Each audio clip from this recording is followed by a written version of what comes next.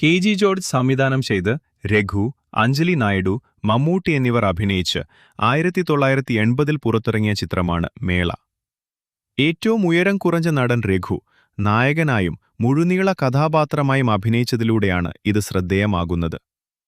നഗരത്തിലെ ഒരു സർക്കസ് കൂടാരത്തിൽ കോമാളിയായി ജോലി ചെയ്യുന്ന നായകൻ രഘു തന്റെ ഗ്രാമം സന്ദർശിക്കുന്നു. ഒരു വധുവിനെ കണ്ടെത്തുക എന്നതാണ് അയാളുടെ ലക്ഷ്യം. ഉയരം കുറഞ്ഞ ഒരാളാണെങ്കിലും ഗ്രാമത്തിലെ മറ്റുള്ളവരുമായി താരതമ്യം ചെയ്യുമ്പോൾ അയാൾക്കുണ്ടായിരുന്ന സാമ്പത്തിക ഭദ്രതയിൽ ആകൃഷ്ടയായ നായിക വിവാഹത്തിന് സമ്മതിക്കുന്നു.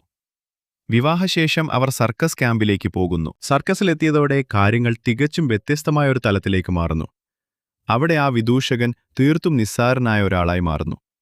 ആ മാറ്റം അയാളുടെ ഭാര്യ പെട്ടെന്ന് തന്നെ തിരിച്ചറിയുന്നു. താമസിയാതെ സർക്കസ് ക്യാമ്പിലെ ധീരനായ ഒരു വ്യക്തിയോട്, മോട്ടോർ സൈക്കിൾ സ്റ്റണ്ട് താരമായ വിജയനോട് അഥവാ മമ്മൂട്ടിയോട് അവൾക്ക് ആകർഷണം തോന്നുന്നു. അവർ തമ്മിലുള്ള ബന്ധം പ്രണയത്തിലേക്ക് നീങ്ങുന്നതിന്റെ ലക്ഷണങ്ങൾ കണ്ടു തുടങ്ങുന്നു. തുടർന്നുണ്ടാകുന്ന നാടകീയ സംഭവങ്ങൾക്കൊടുവിൽ വിദൂഷകനായ നായകൻ തന്റെ ഭാര്യയെ ആ ബൈക്ക് സ്റ്റണ്ട് താരത്തിന് വവിട്ടുകൊടുക്കുകയും സ്വയം ജീവനൊടുക്കുകയും ചെയ്യുന്നു.